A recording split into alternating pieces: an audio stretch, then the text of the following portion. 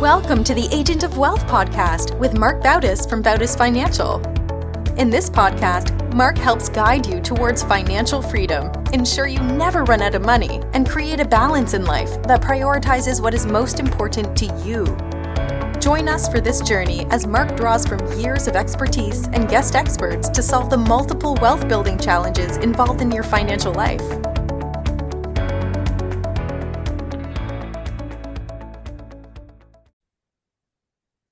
Welcome back to the Agent of Wealth. This is your host, Mark Bautis. Today, we're doing something a little different. It's one of our Bautis Financial book club discussions.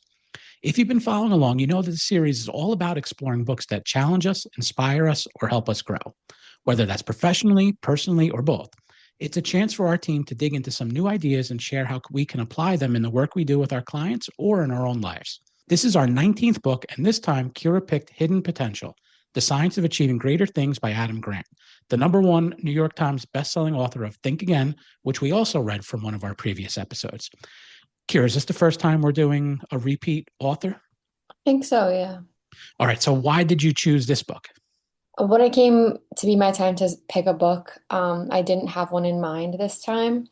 So I did some searches for terms like best business books or top professional development books and kind of like hit a wall because in so many of those lists, I saw all books we've covered. You mentioned, Mark, this is now our 19th book, so almost 20. So I kept seeing Think Again in those lists, which we had already covered. So instead of going with that book, I looked into the author and see what other books he had written, and Hidden Potential came up.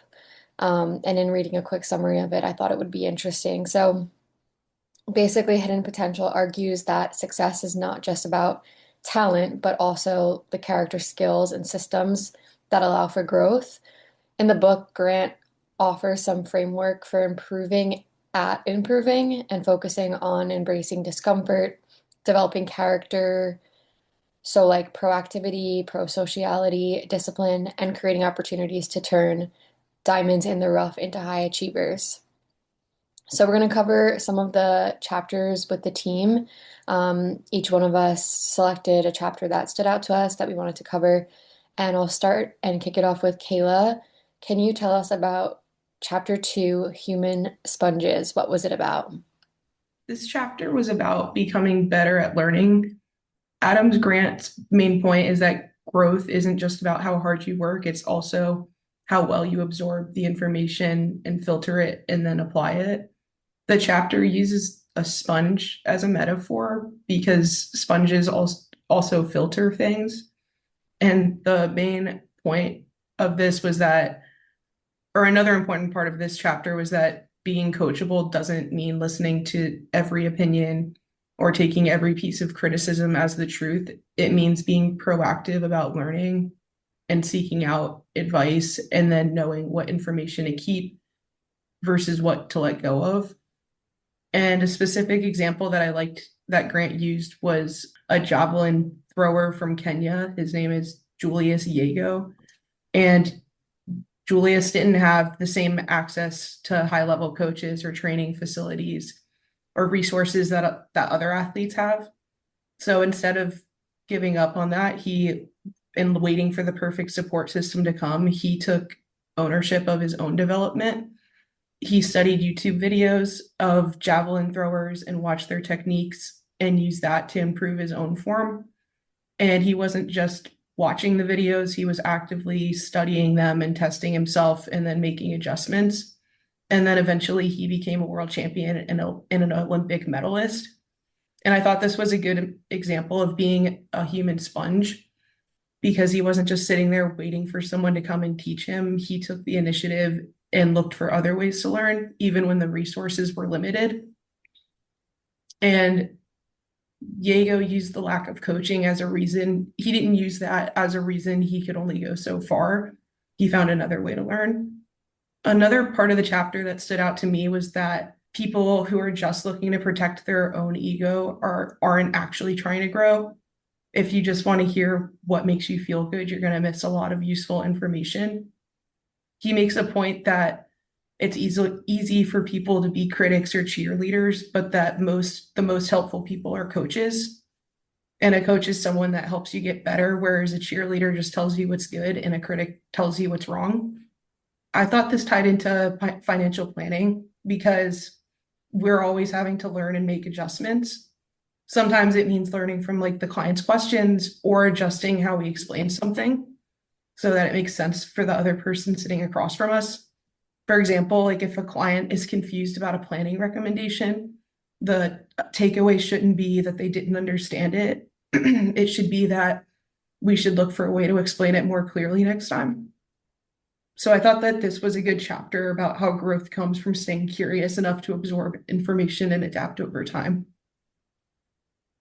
Yeah, thank you, Kayla. I like the idea of developing coachability by being a sponge, and also thank you for the tie-in to financial planning.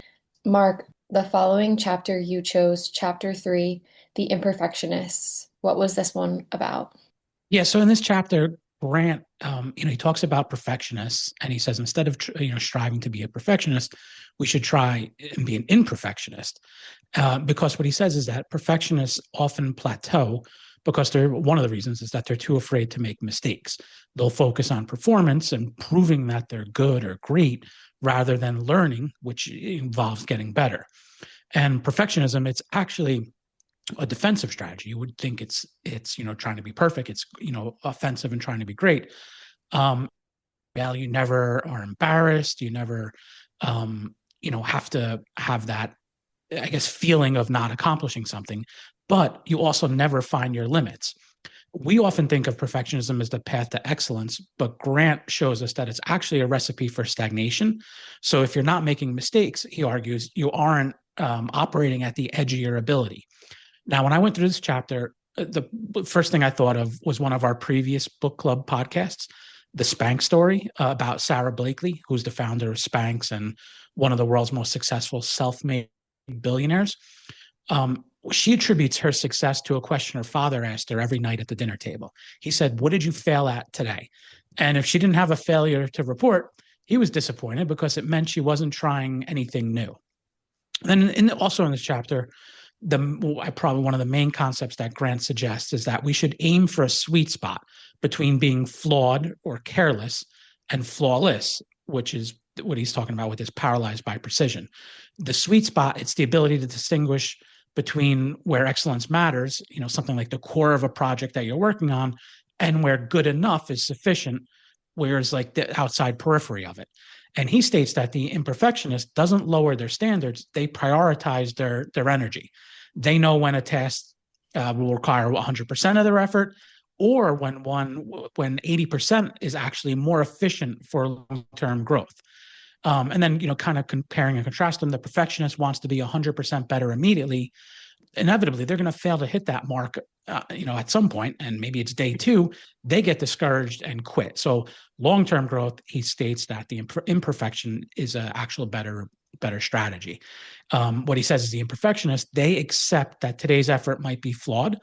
They're not looking for the masterpiece right now. They're just looking for that 1% margin. That sweet spot, that's 1% margin. It's essentially the zone where you're pushing just enough to get the 1% gain without being so reckless that you move backwards with it. So this is also a common theme that came up in some of the books we've covered. Then the main one I wanted to reference is James Clear's book, Atomic Habits, which one of my favorites that we did. In that book, Clear actually uses a mathematical formula to show how small imperfected gains compound over time. And when he says, if you get 1% better each day for 1 year, you end up actually 37 times better by the time the year is over. And the formula he uses, for anyone who's interested in math, is 1.01 to the 365 power is where he gets that 37% or 37 times better, sorry, not percent. And then also tying this back to financial planning, we talk about with our clients how important compounding is to building wealth. So in this case, we're using compounding the 1% to get better every day, personal growth or the projects that we're working on. It also ties to investing as well. Just to explain compounding interest really quick, it's earning interest on your initial money, which everyone's very familiar with, but it's also the accumulated interest from previous periods. So it's essentially interest on interest, which will cause your assets, your savings to grow exponentially over time rather than linearly. And it acts as that snowball effect. So another way that he framed it in the chapter, which I thought was good, is he said, if you're obsessed with being flawless, you're looking at a snapshot of things. If you're an imperfectionist, you're looking at the whole movie. It's about the trajectory of where you're going, not just the frame. So, to kind of go one more with the summary of the perfectionist versus the imperfectionist, when it comes to a primary goal, the perfectionist is concerned with avoiding that mistake, while the imperfectionist looks at how can I maximize learning. The perfectionist views failure as a sign of low ability, where the imperfectionist sees it as information for growth. The perfectionist will spend 100% of their energy on everything, while the imperfectionist allocates energy based on priority. So this one I thought was a great chapter, and I know like we all strive to be a perfectionist, but even if we take that imperfectionist route, we can accomplish more things over a longer period of time. Thanks, Mark. Some great references to other content we've covered, and also we have a really great article on our website about compound interest as well that I will link in the show notes. This also reminded me of a different piece of content we've done, but recently, I think last month, there was a podcast episode with the guest Stanley Bronstein, who talked about excellence versus perfection and tied it to money and health, because he is a weight loss coach and sees with his clients so frequently how the goal to be perfect is a never-ending cycle, and a lot of the times it leads to more failure than to just be one step better every day. So thank you for that. Next is John. What was chapter 4, Transforming the Daily Grind, about? I think that really the chapter and the concept he's trying to get across here is, or at the highest level, really is that in order to get good at something, of course, we need to practice, right? And I think when we get someone who's great, has a great level of success at something, we look at them and say, man, they must have really put in a lot of time. The idea of practicing a lot was made very popular. I think it was the 10,000 hours, which I'm trying to remember which book that was. He looked into the idea of like these, I think it was violin players, and how they and he found that once they hit that 10,000 hours, I think they even looked at the Beatles. They played 10,000. They played music for 10,000 hours, and you become a master at your craft. The idea is you have to spend this 10,000 hours. So people became obsessed. Like, man, I really have to practice a lot and hard. So the idea of deliberate practice became, a science that people tried to master. So as to when they went in to try to master a craft themselves, they could, use some of the lessons from some of the masters in the past. And I think people would start to get obsessed with practice and look at it like it has to be hard work. You have to just put your head down and drive forward, push through some of that, and as if you're a musician, maybe make your fingers bleed. Adam even talks about some past musicians who maybe were even successful despite themselves because they would just work so hard. And I'll get a little bit into this in a minute about but they would just get so bored and they just wore out from this practice. So there's the idea we can all agree that there needs to be a lot of practice when it comes to getting creating a skill or mastering a craft. But then that's broken down into, okay, all right. So on one end, you could look at that practice and be like, okay, there's things that that that can identify about themselves that they're good at, or they'd like doing, versus things they don't like doing, and based off of their personality or who they are.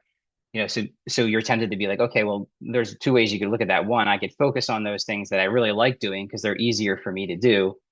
Or I could look at those things that or on the other hand, you could look at, okay, there's things I need to do to master this craft. How can I make those things easier? And I think at the heart of what Adam is trying to really kind of articulate here is that, yeah, there's things that you have to do, but they don't actually have to be work. He changes the idea of deliberate practice to the term deliberate play. And the idea that these things that we need to do to master a craft have to be done, but sometimes they're packaged in a way that it's just work and it's just hard work. using the example of Steph Curry, which I honestly didn't know this. I thought this was really one of the reasons why I really liked this chapter was the fact that Steph Curry was really just he was looked down as I didn't realize he wasn't even really looked at as a top prospect in college. And a lot of people even he even says that a lot of people say that Steph Curry did for the 3-pointer what Michael Jordan did for the dunk. But the long and the short of it is the coach had found Steph and started working with him. And what his approach was, all right, everything is going to be a game. So these drills that Steph found very, very hard at one point to really do, he packaged them in a way that were fun. So every drill that he did was some sort of game. So that included him potentially, there was always a score that he had to beat. So that could be scoring, I think it was like scoring 21 points in a certain amount of time. And every time you scored a point, you had to run to the center court and run back. So that it incorporated, some of the endurance you need to be a good basketball player with the skills of actually shooting. But every drill they did and just became this, it reframed the hard work into a something that was fun and enjoyable. And when I look back on some of the things that I just in my childhood and really just the work that I'm doing today, it really resonated with me because if I even look back on my childhood and some of the things I was doing, whether it be sports, there really was like this shift. And even when it comes to running, if you know me long enough, you know that I was a runner through college, and it wasn't until I got older that became a talent that was evident to me. Earlier on in my career or earlier on in my life, I was actually cut from my track team. And it's a scary thing for me to think about where what was different about when I was in middle school, as a runner versus, later on. And there was just this idea of, and really I look back on it and it had nothing to do with running. It just actually had to do with my obsession with basketball. There was a couple of guys that were in my neighborhood and that were just really, really good basketball. And I just, for whatever reason, I would wake up every day and I would go out and practice. And I just found this interest and this passion for something. Funny enough, didn't really lead to me being a great basketball player. I never had that growth spurt that I was looking for. But the idea is that it just became fun to me. But at the same time, I was nurturing this talent of running by just being at the courts and running up and down the courts and running up and down the courts. And one day, by the time I got to high school, after a few years of playing basketball, this talent that I had kind of surfaced, through that passion that was indirectly connected with basketball. So I look back on that and I think about one of the things I think about a lot or one of those things, the thoughts that this provoked in me was as I think about my kids and I take them to practice and I'm like, Dad, I don't know, this is like turning into work. And I think back on my childhood and those moments where I really didn't want to go to soccer practice or there was something I didn't really want to do is how can I then take that and turn it into something that could potentially be fun for my kids or making sure that I'm aware of the fact that, pushing them to a certain level is not always going to be the best thing to nurture them to be great athletes or be good at the things that they are doing. And likewise, like when I think about my day and I'm trying to get through some certain tasks, I've identified certain things that I love doing about this job, and there's certain things I just hate doing. I procrastinate with them. So I thought, okay, well, what can I do to get through those things a little bit easier? Like, how can I frame my day a little bit differently? Like maybe I sprinkle those tasks throughout the day instead of doing all of them all at once and just dreading it. Or, looking to Dylan and Kayla and the members of the team and saying, hey, do you maybe identifying some of the things that I don't like to do that they may potentially do like to do and trying to figure out those ways so those things that have to exist, but doing them and making them more fun or more manageable or digestible to me, as well as, using the team and our business to make sure those things get done efficiently and quickly.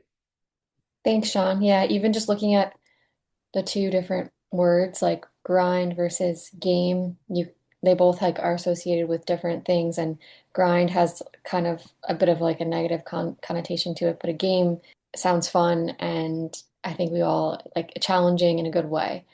So thank you. Dylan, you selected chapter 5, Getting Unstuck. Can you give us a summary of what you learned there? Yeah, thanks, Kira. So this chapter introduces the idea that progress is often nonlinear and it can be uncomfortable. And being stuck isn't necessarily a sign that you're failing, but it's a sign that you've outgrown your current strategy.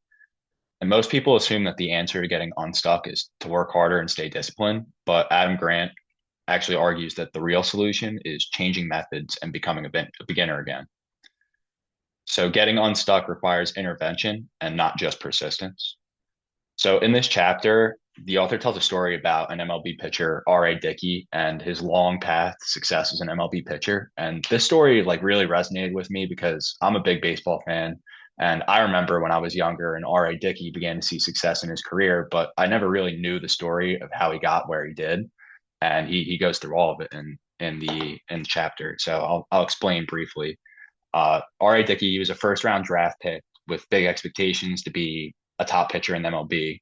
And after he was drafted during his physical, they discovered that he was actually missing his UCL ligament in his elbow, it's a critical piece of tissue, like in a throwing arm for pitchers. So the Texas Rangers, which the team drafted him, they reduced his signing bonus and instantly sent him down to the lowest tier of the minor leagues. And they feared that he would never be able to develop more velocity on his fastball, and he would never be able to be a power pitcher and never live up to expectations that they thought as a top 10 pick in the draft. So after a couple of call-ups to pitch in MLB, he saw no success early in his career. And in fact, he even broke records for some of the worst pitching performances in the MLB at the time.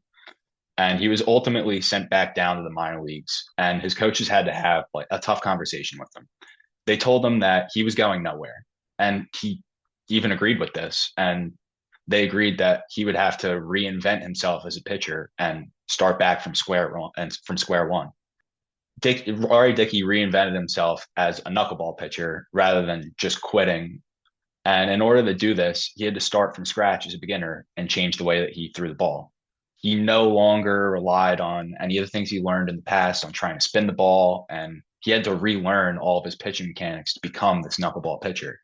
And while it took him years for him to master this craft, it ended up paying off for him because he ended up becoming a top 10 pitcher in MLB in his mid-30s, which was much later in a career to see success as an MLB pitcher. So even though he was a first-round draft pick and supposed to be a star early in his MLB career, he saw no success with the tactics he learned to get him there. And he had to go back from being an expert to becoming a learner again.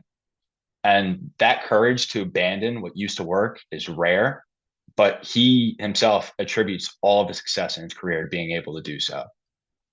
So when you're trying to progress in something, plateaus are normal, and growth doesn't happen in a straight line. And it can mean that you need a new framework to achieve success and get unstuck. And you may get worse before you get better. But when you discover new methods, they can often produce temporary decline, and that's normal. And it's important to distinguish the difference between persistence and adaptability because it raises the question, how do you know when to push through versus pivot? So Adam Grant argues that you don't need a perfect plan to achieve success.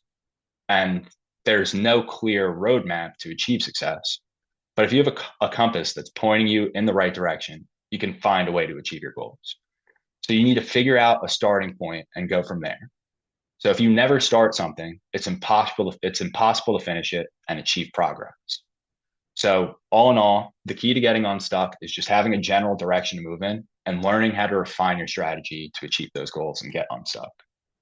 Thank you, Dylan. Yeah, I love that story too. I'm happy that as you guys were reading through the book, we were all sort of finding different stories within that were somewhat related to things that we're passionate about and things that we enjoy.